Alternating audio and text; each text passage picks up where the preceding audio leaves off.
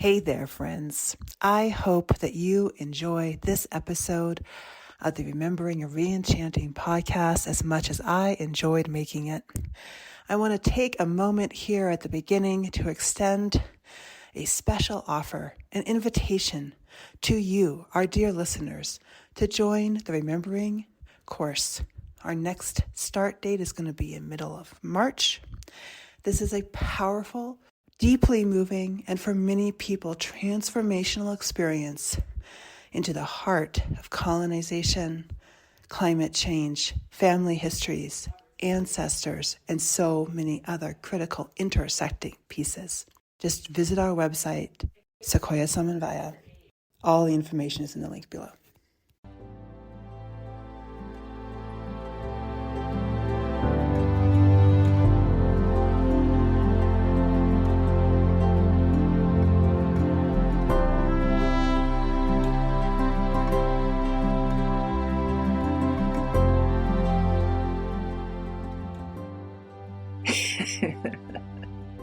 Hello, and welcome to the Remembering and Reenchanting podcast.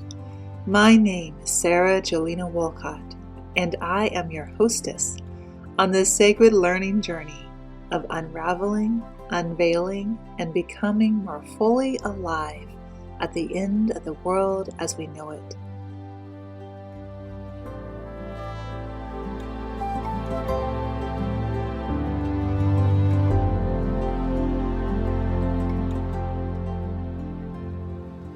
In this podcast, we offer up to you, dear listener, 3 forms of episodes to support your journey of remembering and reenchanting. First, conversations with amazing people. Second, storytelling. And third, myth casting. In this episode, we're going to bring you a conversation between myself and another amazing, fascinating leader in the areas of remembering and reenchanting. It is my pleasure to bring to you today an old friend and colleague, Rabbi Nahum Ward-Lev. Rabbi, thank you so much for joining us. Oh, happy to be here. So you have recently written this wonderful book called The Liberating Path of the Hebrew Prophets Then and Now. And I've always admired the way you are with Torah and the way you are with Torah study and the way that you bring your students and those who are in your life to a deeper understanding and appreciation of Torah. It's really beautiful, and so many of your teachings are so they're deeply resonant and inspiring. And I kind of just want to get started by delving straight into this beautiful little book that you've brought into the world.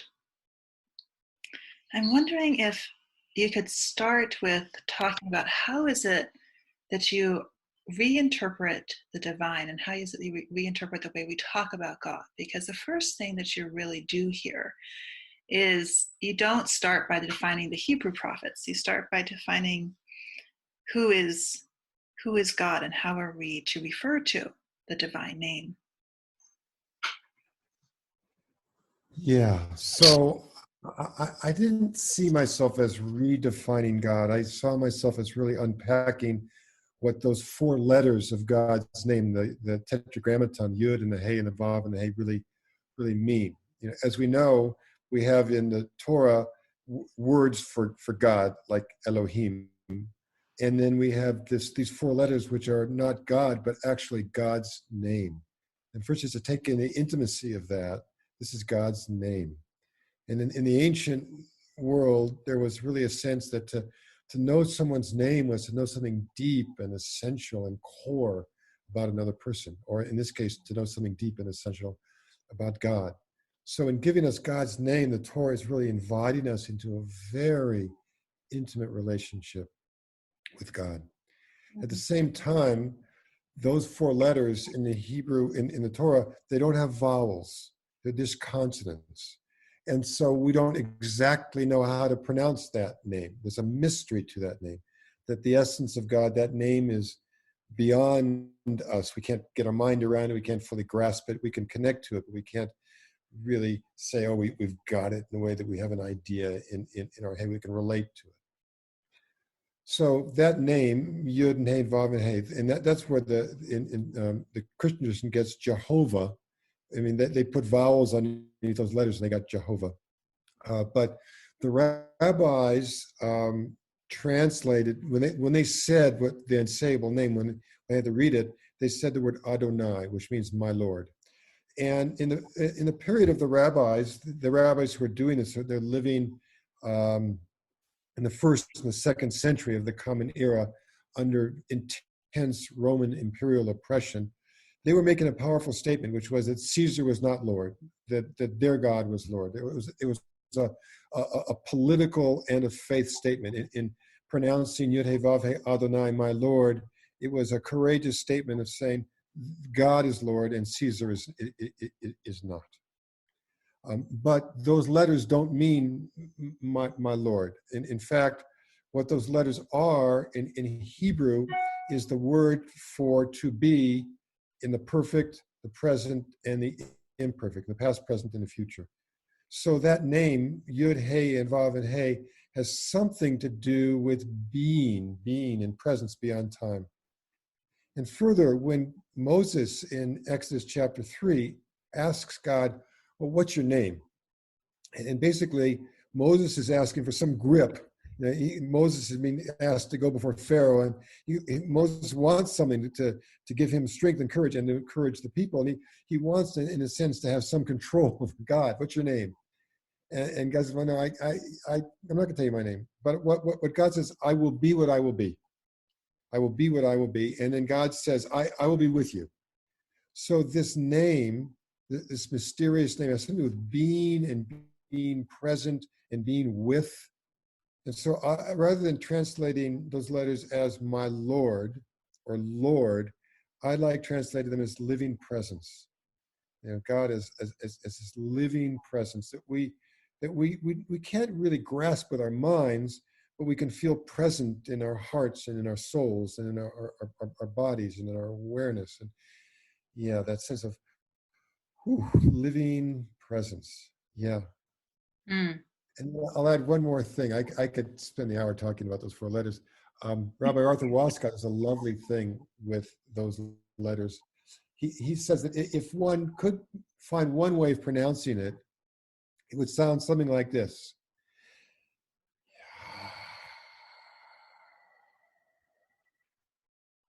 Which is the sound of the human breath. Which is to say that, like Psalm 150, Kol Neshama Tzalaya, with every breath we will praise God, that with every breath we're uttering God's most intimate name. That's so beautiful. Now you just said something, I just want to clarify that. So when you said, God says, I will be what I will be, I've always read that in the Christian scriptures, I am that I am. And is it more accurate in the future tense or the present tense, or is it both? Well, that's really a great question. I like to joke and say, I am that I am is what Popeye the Sailor Man used to say. I am what I am, Popeye the Sailor Man. Popeye the Sailor Man. The Hebrew is Ehyeh Asher Ehyeh, which is the imperfect, which is I will be what I will be. And I think that translation, I am that I am, which we can also find in some Jewish translations, is, in my reading, an imperial or a royal narrative imposed on the name, which is it takes that sense of movement and that sense of liberation, that sense of possibility, that sense of God being beyond our control and God moving in us and moving everything into the future out of that name, takes the dynamism out of that name and translates it in a much more static, controlled way. I mean, God is not about an I am. God is about an I am becoming. That who knows about God, but God's presence in creation is all about becoming. I mean, creation is a becoming event. Nothing is still in creation. Everything in creation is evolving and becoming and unfolding. And so that name is an unfolding. And I hear the emphasis then is on the imperfect, right? It's on the movement Yes, rather than yes, simply on that stillness. It's not to say that there isn't a stillness there on some deep level, but that there's a movement that is continuous and that escapes our desire to clutch it and our desire to clearly define it. exactly. Mm. Yes. There's a just to think of God as a living presence and this sort of movement, it immediately brings me to that first passage of Genesis, and God rolls the face moving over the deep, um, and God's face hovering over the waters, and you have a beautiful way of thinking about the movement of the Spirit and the movement of the living presence as being a liberation movement that we can see in the very beginnings of Genesis. And I'm wondering, can you share how you see that? Yeah. Yeah. Yes. So first that verse in Genesis that God mirachevet, that God hovers, and hovers has a sense of a moving but a close and intimate presence. God hovers al pnei hamayim, over the face of pnei tachom, over the face of the deep. And giving the deep a face is really interesting too, in terms of there's something personal about God's presence, about the hovering over the face of the deep, And there's something personal about the deep. and something personal about the deep and about that relationship. That's right. So, I wrote a whole chapter about this in the book, but in one way to say it is, if we look at the first 3 days of creation, where God creates first light and then divides the upper waters from the lower waters, or heavens and seas, and then the land. And day 4, 5, and 6, day 4 being the sun, moon, and the stars, 5 being the sea animals and the air animals, and 6 being the land animals, that days 4, 5, and 6 are a fulfillment of 1, 2, and 3. That light becomes sun, moon, and stars, that waters and sky and heavens become birds and fish, and that land becomes mammals and insects and all those creatures. So that it's an evolving, and it's interesting to me that God does not do anything, in the sense that God speaks to creation and then it was. It's Mm. almost like God is energizing. So when God is speaking to the waters and says, "Let the waters swarm forth with fish," God doesn't create fish. God energizes the potential of the waters to become fish. And around the land animals, it's even more outrageous. It says, and God said to land to bring forth, and literally it's Exodus. It's the same verb as taking the people out of Egypt. That God calls upon the land to bring forth. It's a liberation movement where the earth is fulfilling its potential to become not only earth but animal as well. And so I think it's really important that the way that God is working in the first creation story is not like some imperial power controlling everything and making things happen. God is like almost like a parent, allowing out of love God's prodigy to fulfill itself, to develop itself, to unfold itself, to evolve itself. So that creation itself it's a liberation journey towards each day, towards more differentiation, more consciousness, more interpenetration, more interdependence, more complex relationship, more reciprocity. And there's an artistry in this too. I mean, like when the phrase "let there be light," there's a sense of something emerging that That's right. might always have been there, and then it comes out. Like it's there's a gentleness, and there's an artistry to it. And it comes out of relationship. It comes out of God's speaking. Mm-hmm. I think that in this time when we want to bring forth a new world in response to the chaos of our time, and the chaos that many people have experienced for centuries. We want to bring about a new world. That in this creation story, it comes out of conversation, it comes out of dialogue, it comes out of close relationship. That action emerges out of relationship, out of conversation, out of dialogue. And there's a gentleness to this, and I think in the book you describe it as a call and response kind of Yeah. dynamic. I like to think of it as a being with rather than being over. Mm-hmm. And I think all of us, especially people whose street identity is white, like yours and mine, Sarah,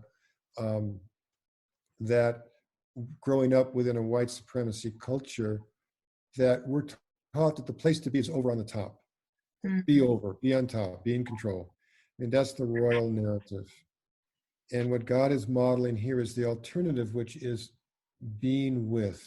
And the good things in creation come out of reciprocity and being with and being in conversation with and not dominating over. Right. And so much of, I don't want to go too deeply into this because it's a very tricky question, but so much of the way in which like the Genesis is sometimes blamed for like giving humans the right to dominate the earth. Yeah. And there's many arguments, I think, that kind of surround that passage. And part of what I hear you saying in this, in ways of talking about and understanding that command differently, is that God is inviting humans to be to live into an ability to be God-like. And if God is in relationship with the earth, then it is for humans to also be in relationship with the earth.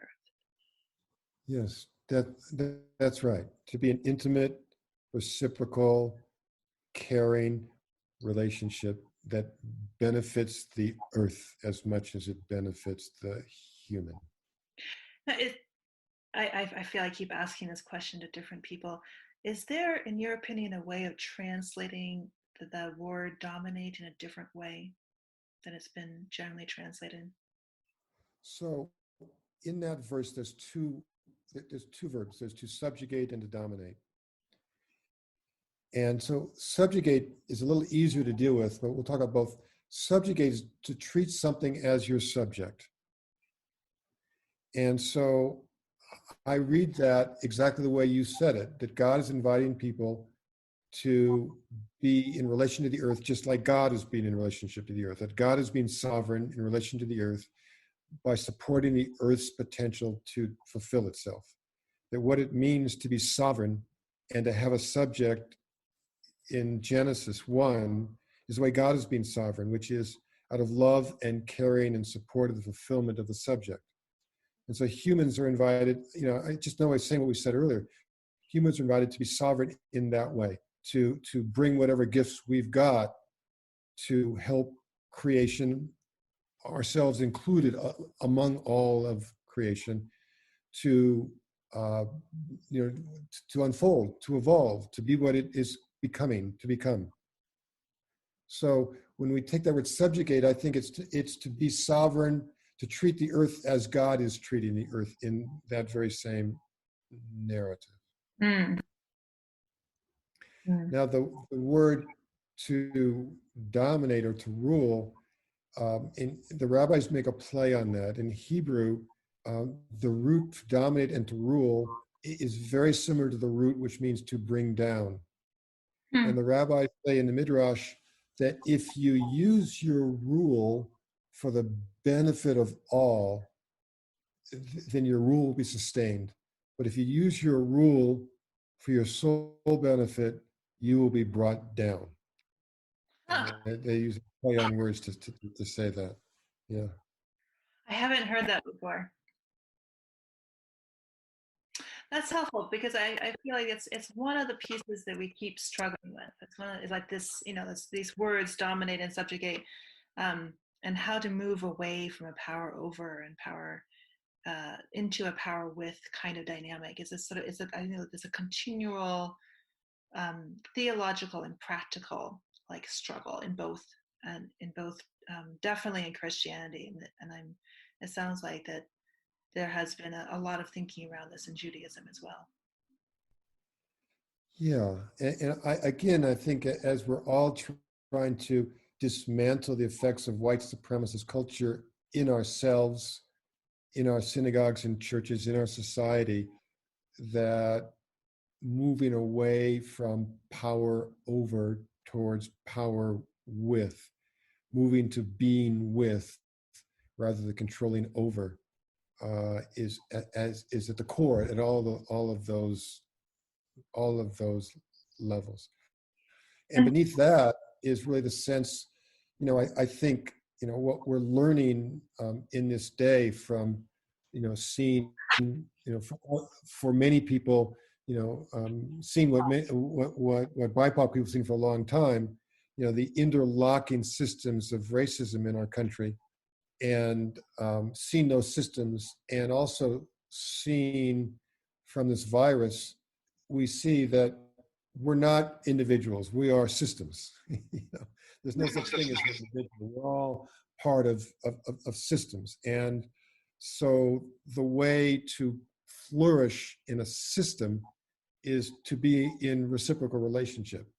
And if a system is not serving all, then those who have power need to get more and more and more power to try and control those who are not getting their due, and it ends up inevitably being oppressive. So that choice to see it's all connected, we're all in it together, all will be well and all are well. I think it's all part of this sense of being with rather than being over. And that process of being with, and this is for me, I think this is actually one of the points from your book that I have been referring back to probably more times, like probably once a day at least in the last week, which has been that this is a journey of liberation that God and that the Genesis portrays as happening across multiple generations within a single family. That these questions in Genesis are the questions of what does it mean to be responsible for each other, and what does it mean to have that system, are being asked. They might be asked every generation, and every generation asks them better and differently, and that is sort of working. There's a movement across generations, and you really helped me see that, because when you were talking about the relationship when Cain, our first, in some ways, our first human systems dynamic is at the family level as we see it in Genesis, and in some ways it's between Cain and Abel once they're out of the garden, and this of course leads to murder. And so this first act of humans is this deep act of a sense of scarcity and a sense of lack that leads to an act of violence. And the famous question that Cain asked, am I my brother's keeper? And there doesn't seem to be an answer right away. And yet what you're suggesting is that question isn't directly answered in that moment, but it is answered over the course of several generations. I'm just like, can you kind of lean into that? Yeah. So Genesis, in some ways, is the introduction to Exodus, which is the book about the Great Liberation. And it's about what are the dynamics of the family that need to evolve for us to participate in the Great Liberation that's going to be coming in Exodus. And the question at the core of Genesis is just like you said, am I my brother's keeper? And in each generation, members of the family need to deal with this sense of, is it you or me, or is it you and me? Is there really enough for all of us, or do I have to make sure that I grab mine to get what I need? Are we dealing in an economy of scarcity?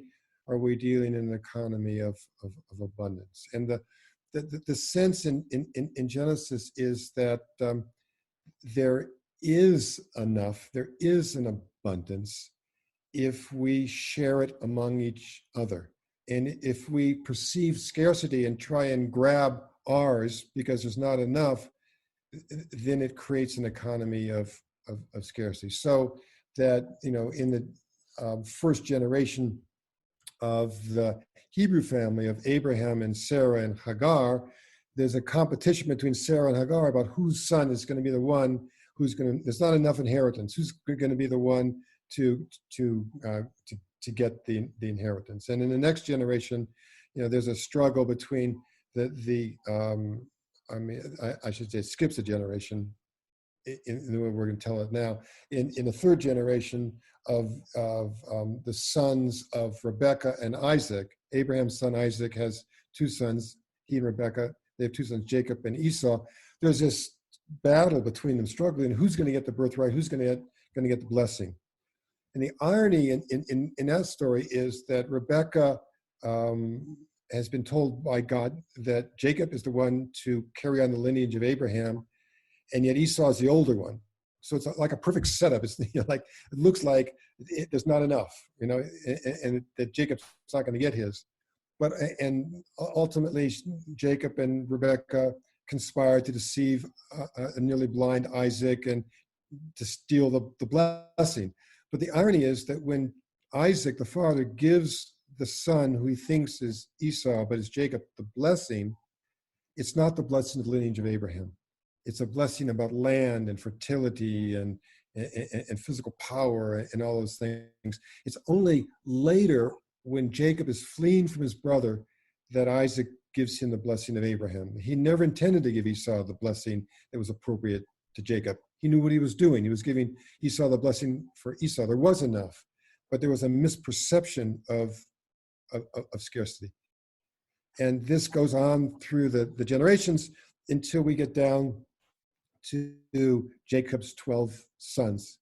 And in a sense, this is a crisis point because to be a tribe, you can't continually choose one over the other. They all have to be included. And ultimately, at the very end of the book of Genesis, one of Jacob's sons, Judah, steps forward and says to who he thinks is the Pharaoh's prime minister, who's Joseph, take me rather than my brother, because he knows that the father, Jacob, can't survive without Benjamin being well. And so Judah answers Cain's question and says, I am my brother's keeper. And it's only with that statement, I am my brother's keeper, that the story can go forward. And there's tears. People cry. Yeah. Oh, yeah. It's a very emotional. It's told that Joseph's lament is heard throughout under Pharaoh's palace, that in a sense, lamenting generations of grief around this struggle. And this theme of abundance and scarcity goes through. So actually, as we're moving towards a reconciliation, toward the end of their life, Jacob and Esau do reconcile. After Jacob wrestles with the angel and they meet and they embrace, and Jacob has offered Esau a whole bunch of cattle and sheep and goats, and Esau says, I'm fine, I've got enough, and you take it. And Jacob says, no, I've got enough. So that sense of there is enough. Yeah. And both brothers have a sense of enough, which is they had that for themselves. They had that internal sense of enough, and they had the material sense of enough. Yeah, exactly. And unlike that first experience of Cain and Abel all those generations ago, where Cain did not feel that he had enough. Yeah, and it's particularly beautiful that it's that the emotion that is displayed as these generations come to be able to enact and to give to one another the emotional safety and the physical material security that their ancestors were not able to give one another. Yes. I want to add one thing about the Cain Abel story, which I find very moving. When Cain's face is fallen and he feels like he doesn't have enough, God says to him, Im tetiv, if you align yourself with Tov, with the vitality of creation, you will be uplifted. I mean, so God is basically saying, there is this, what I call a prophetic stream of abundance moving through creation. If you align yourself with the vitality of creation, you will be uplifted. If you align yourself with the vitality of creation, you will be uplifted. That feels like such a profound message, because it really takes us out of a material control moment. It brings us right back to that living presence, because it's a focus on the vitality of creation, and there's almost an erotic element to that. There's a sensual element to that vitality. Yeah, in that first creation story at the end of each day, in most translations, it says, God said it was good. And the Hebrew is kitov, which is better translated, God looks and says, it's vital. God sees the vitality in creation. It's got legs, it's alive, it's evolving, it's got vitality. He looks at each day and says, whoo, wow, I love it. God, and God is like delighting in it. It's like, God's just almost like surprised at what is emerging here. And, he says, whoa, this is cool. This is vital. This works. Yeah. You can see God dancing. Feel God dancing. Yeah.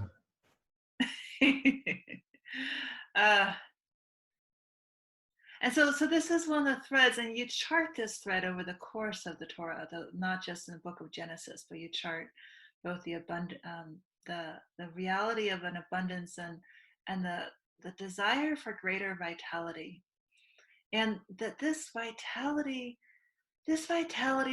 isn't something that you can really align yourself with if you don't also align yourself with justice. Yes. And that creativity and the sensual erotic nature of the world is one that can only truly thrive with justice. It can only exist through justice. And there's so many stories that you could tell around that. I'm wondering if there's one that you can help point us to. Well, I just want to unpack that a little bit, and then we can look for a story. That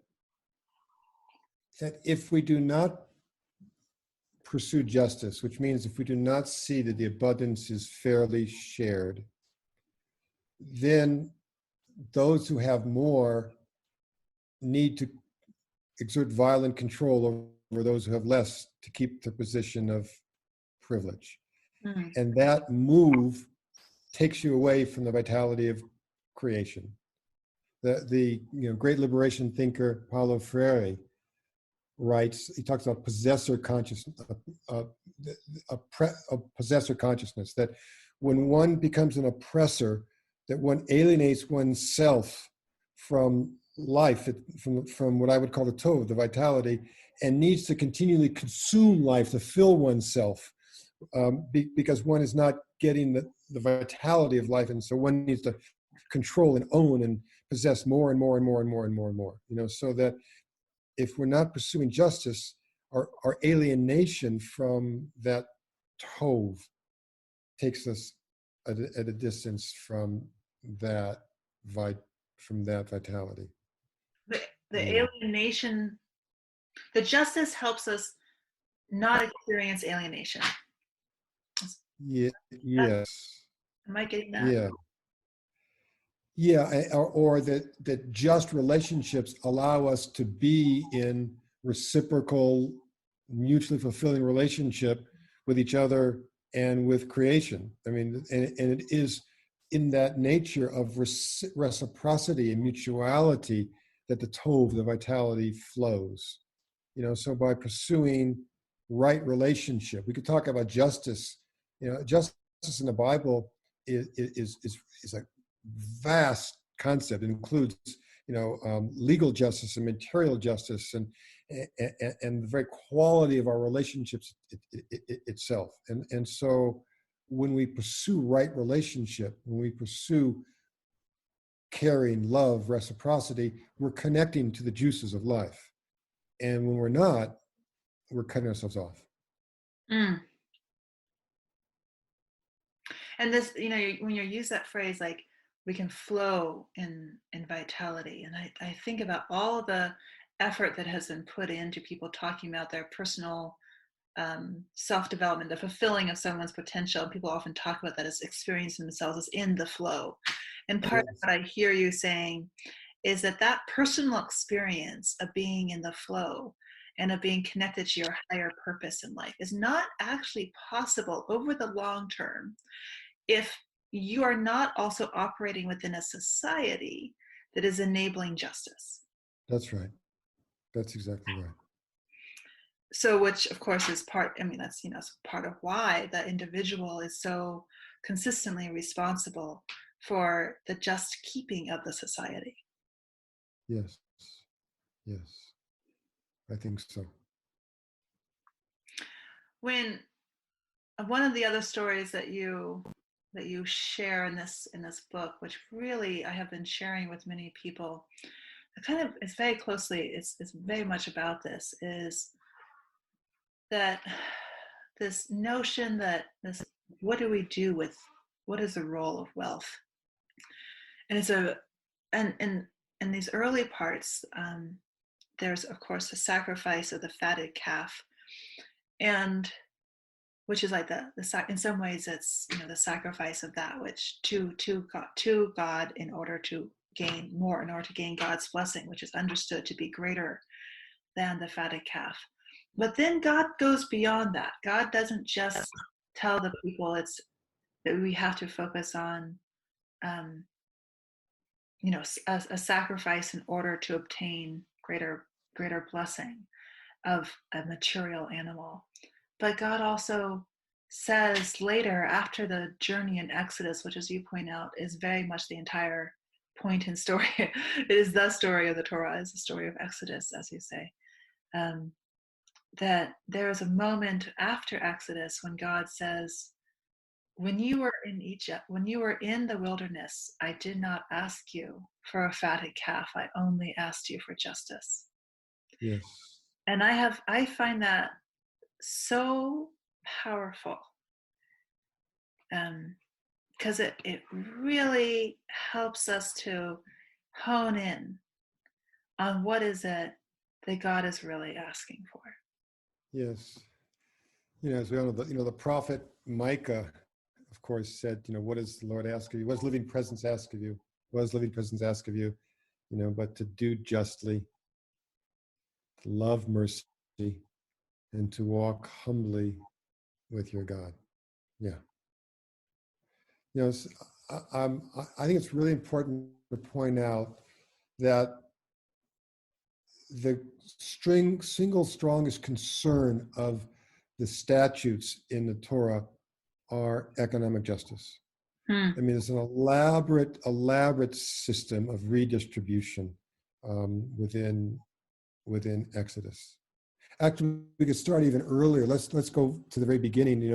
When the people are 30 days out of Egypt, they're at the lip of the wilderness of Sinai, and they're freaking out, understandably. They're looking out, and there's no water, and there's no food, and they, many of them are mumbling, want to go back. And so God provides the manna. But what's really interesting, the way that God provides the manna, is you can only collect enough for one day. And if you collected more than enough for one day, it turned to rot.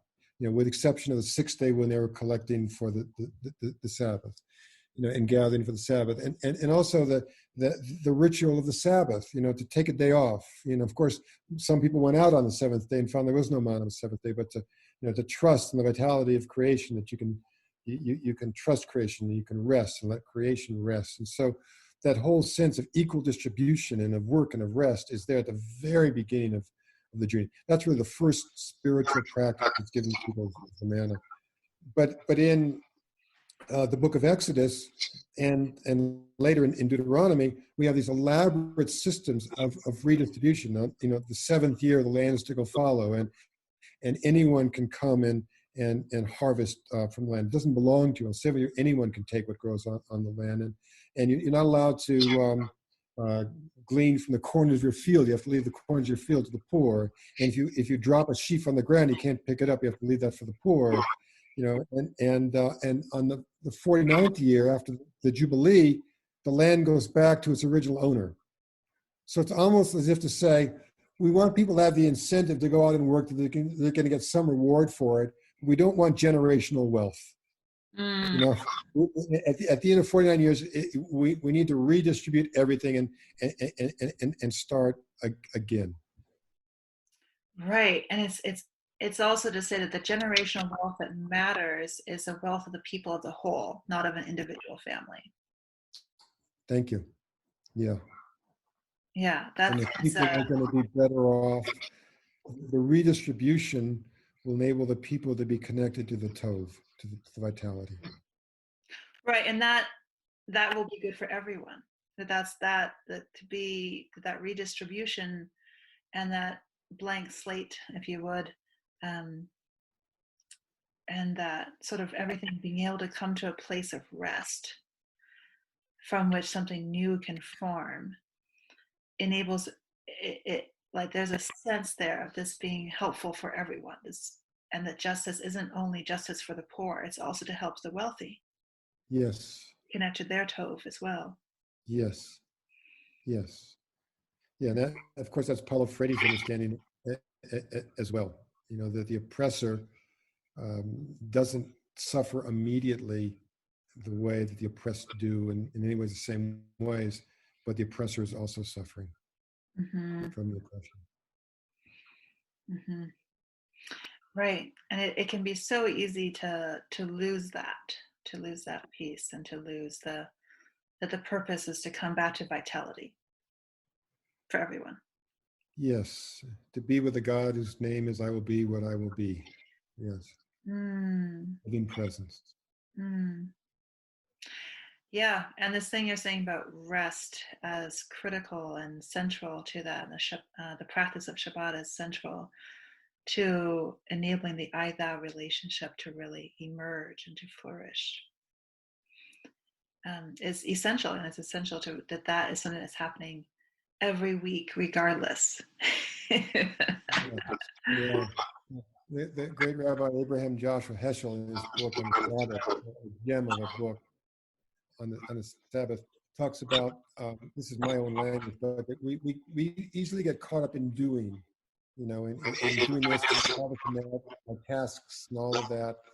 And we need a day about, which is a day just to be with God, to be with God's creation, to be with our friends, to be with our own souls, to be with the earth, a day in which, in terms of abundance, a day which is by definition abundant.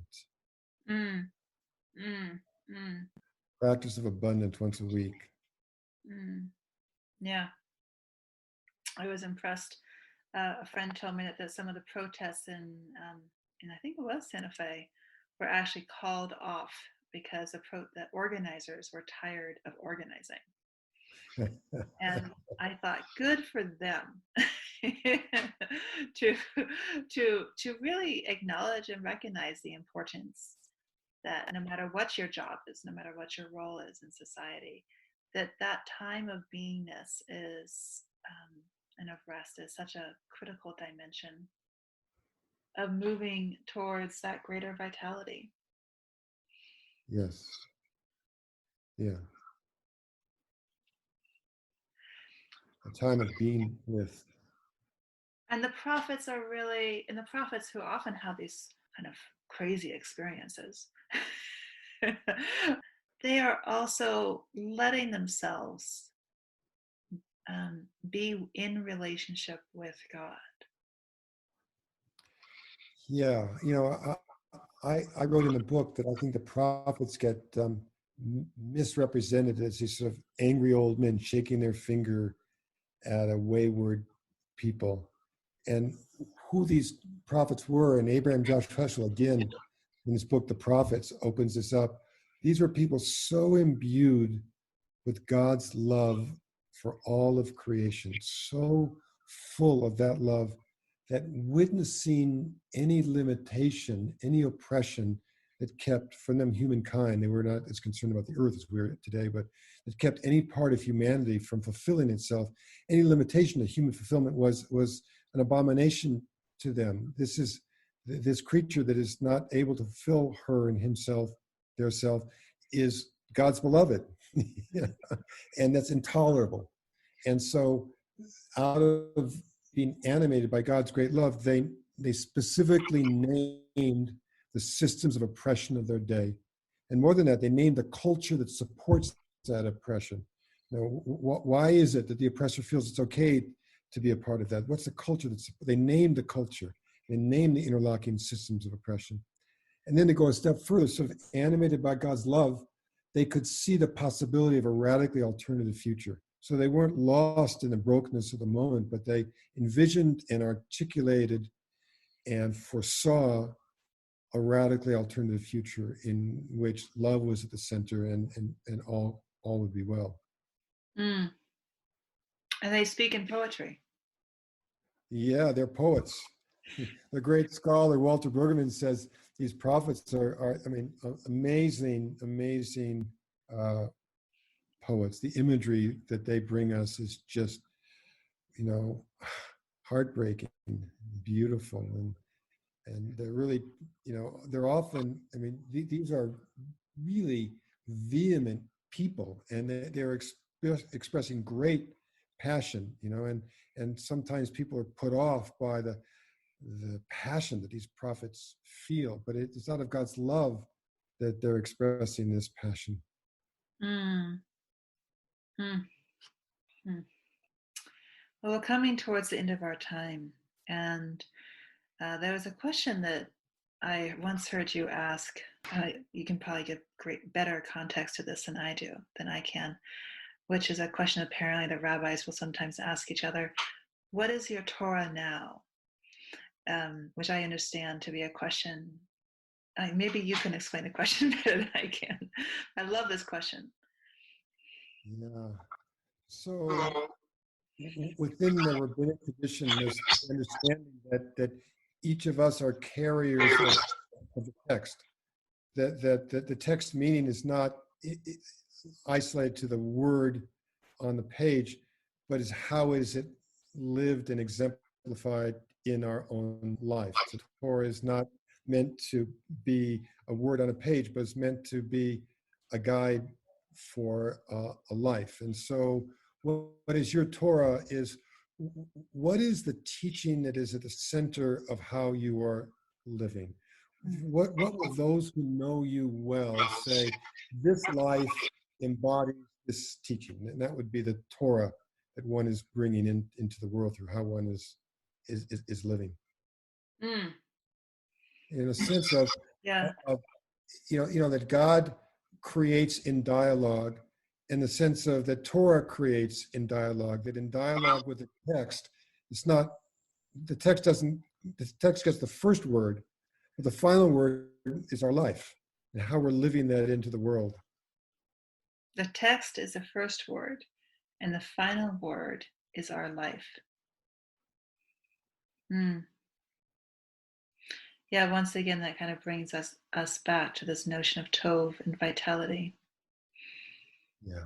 And that the text, that poetry of the text brings us to that vitality in our lives, live it out.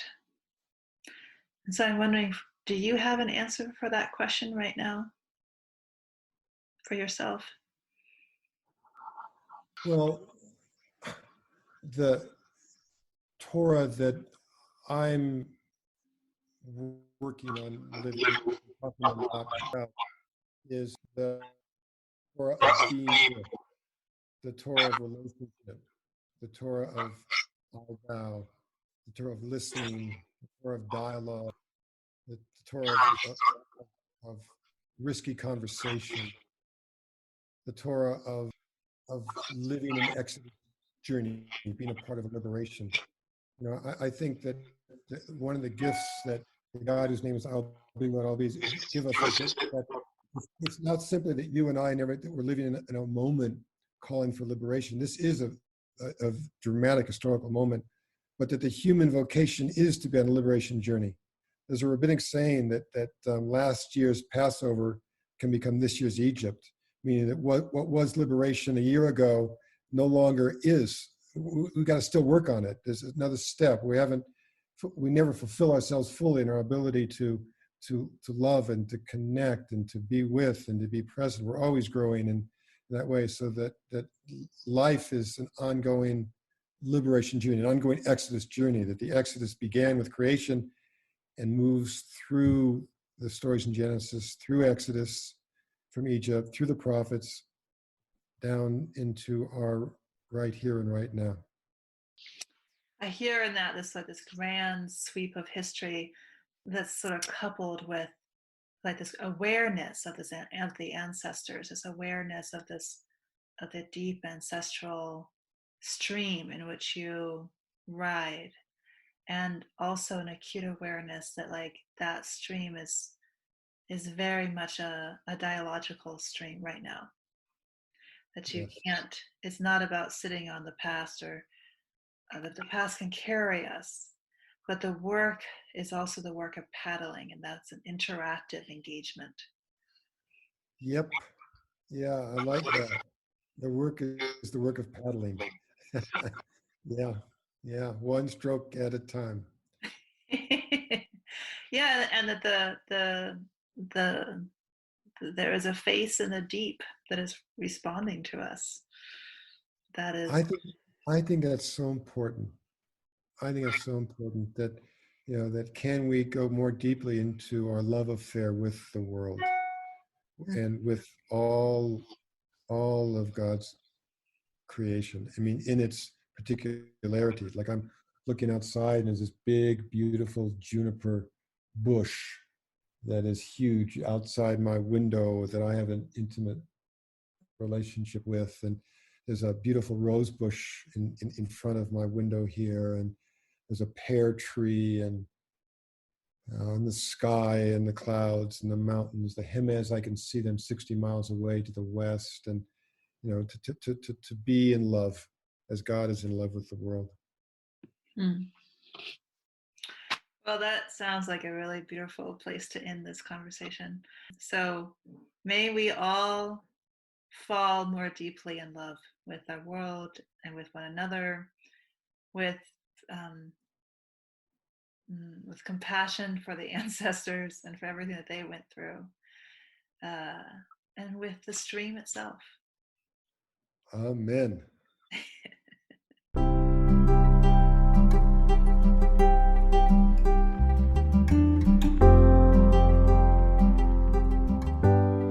Thank you so much for listening to the Remembering and Re-Enchanting podcast. If you are enjoying what you are hearing, please subscribe, share, and leave us a review. I am always happy to hear from you, dear listener, to continue finding ways to connect the disconnected and go deeper on your own journey of remembering and re-enchanting with your communities, your organizations, and your families. I invite you to check out our courses and other community offerings via the Sequoia Samanvaya website.